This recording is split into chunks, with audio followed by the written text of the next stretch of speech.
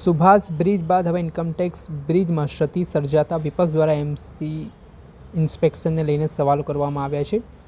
એમસીના વિપક્ષ નેતાએ જણાવ્યું કે ગંભીરા બ્રિજ દુર્ઘટના બાદ તંત્ર દ્વારા કરવામાં આવેલા બ્રિજ ઇન્સ્પેક્શનમાં ઇન્કમટેક્સ બ્રિજની રિપોર્ટ ગુડ કન્ડિશનમાં આપવામાં આવ્યો હતો. ગુડ કન્ડિશનવાળા બ્રિજમાં નિર્માણના 6 મહિના શા માટે એક્સપાન્શન જોઈન્ટ ખુલી ગયા? બ્રિજ ઇન્સ્પેક્શન કઈ રીતે કરવામાં આવ્યું? રણજીત બિલ્ડર દ્વારા આ બ્રિજ બનાવવામાં આવ્યો છે, જેમાં 60 કરોડના ખર્ચે આ બ્રિજ બનાવવામાં આવ્યો છે. ત્યારે આને લઈને વિપક્ષ નેતા શહેજાદ ખાન પઠાણે કેટલાક ધારદાર સવાલો કરતા શું કહ્યું તે સાંભળો.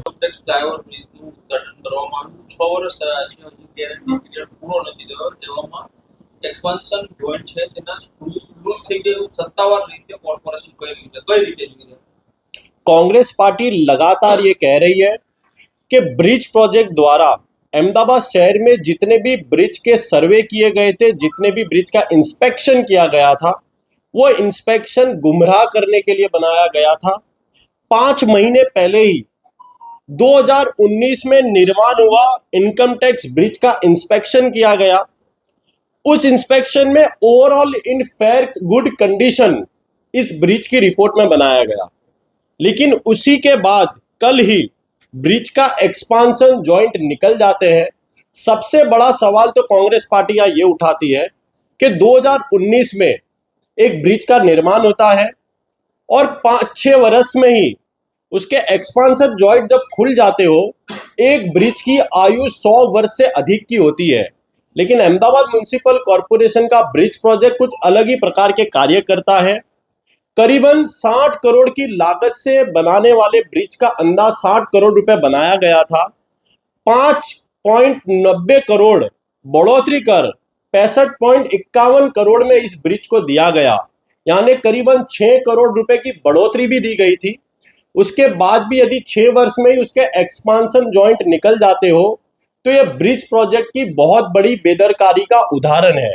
और सबसे बड़ी बात तो यह है कि जब इंस्पेक्शन किया जाता है तब उसी ब्रिज को ओवरऑल इन गुड कंडीशन बताया जाता है और उसी के बाद उसके एक्सपांशन जॉइंट निकल जाते हो, तो सबसे बड़ी बात तो यहाँ ये उठती है कि ब्रिज प्रोजेक्ट द्वारा जितने भी ब्रिज के इंस्पेक्शन किए गए हैं उसके कांग्रेस पार्टी ने सुभाष ब्रिज के समय भी मांग की गई थी और अभी भी मांग करती है कि फिर से सभी ब्रिज का इंस्पेक्शन किया जाए, क्योंकि ये कांग्रेस पार्टी का मानना है कि ब्रिज प्रोजेक्ट लगातार विवाद में रह रहा है, कहीं बड़ी दुर्घटना ना घट जाए.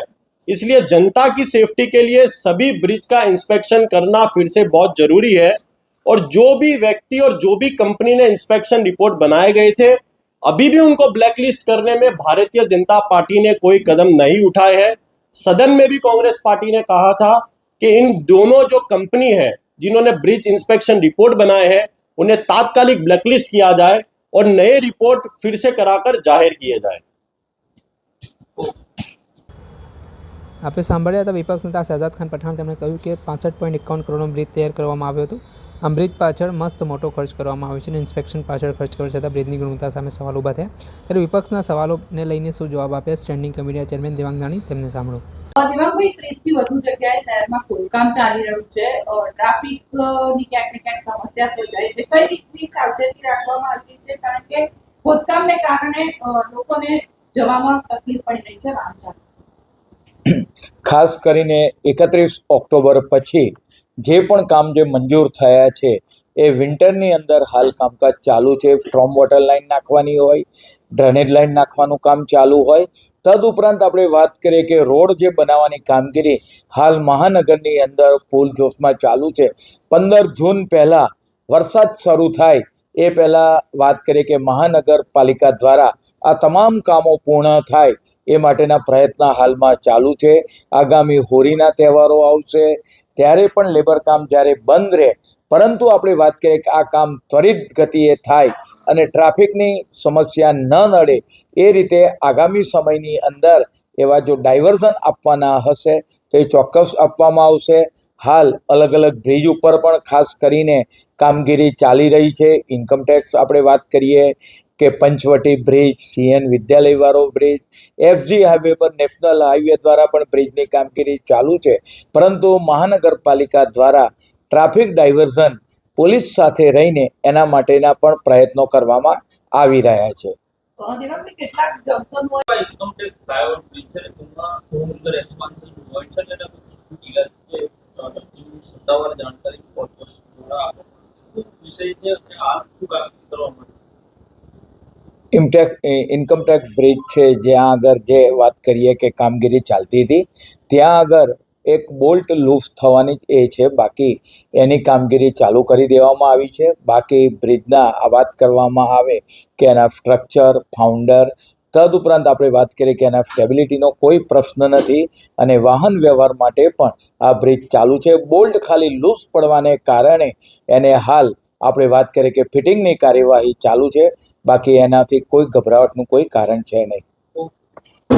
જે રાહદારીઓ જે બધા ઘણી અગવડ પડી રહી છે જે રીતે મહાનગરની અંદર ડેવલપમેન્ટ જે રીતે ફાસ્ટ ગતિએ થઈ રહ્યું છે, આગામી કોમનવેલ્થ ગેમ 2030ની અંદર, 2036ની અંદર ઓલિમ્પિક, તો ખાસ કરીને શહેરનું આખું ઇન્ફ્રાસ્ટ્રક્ચર એ આપણે વાત કરીએ કે વાઇબ્રન્ટ ગતિએ આગળ વધી રહ્યું છે. કોઈક જગ્યાએ ઓવરબ્રિજની કામગીરી, કોઈક જગ્યાએ અંડરબ્રિજની આ કામગીરી છે આગામી સમયગાળા દરમિયાન પબ્લિક માટે ખૂબ જ ઉપયોગી થઈ પડવાની છે. એનાથી પેટ્રોલ સેવિંગ પણ થવાનું છે, ટાઈમનું સેવિંગ પણ થવાનું છે. ઓવરબ્રિજ, અંડરબ્રિજ બનવાને કારણે જે રીતે ઉજાલાથી શરૂ કરી એસજી હાઈવે થઈ ગાંધીનગર આજે 25 મિનિટમાં પહોંચી જવાય છે, તો આ ઓવરબ્રિજ, અંડરબ્રિજ બનવાને કારણે તો આ કામગીરી ચાલુ હોય ત્યારે થોડો સમય અગવડ પણ પડતી હોય છે, પણ ઇન ફ્યુચર માટે, આવનાર સમય માટે આ બધી જ કામગીરી ખૂબ જ ઉપયોગી થઈ પડશે. આપણે સાંભળ્યા હતા સ્ટેન્ડિંગ કમિટીના ચેરમેન દેવાંગ દાણી. તેમણે આ સમગ્ર મામલે વિપક્ષના આરોપો પર પોતાનું નિવેદન આપ્યું છે. દર્શક મિત્રો, આવા જ વિડીયો જોવા માટે એનકવરેજ ન્યૂઝ જોતા રહો.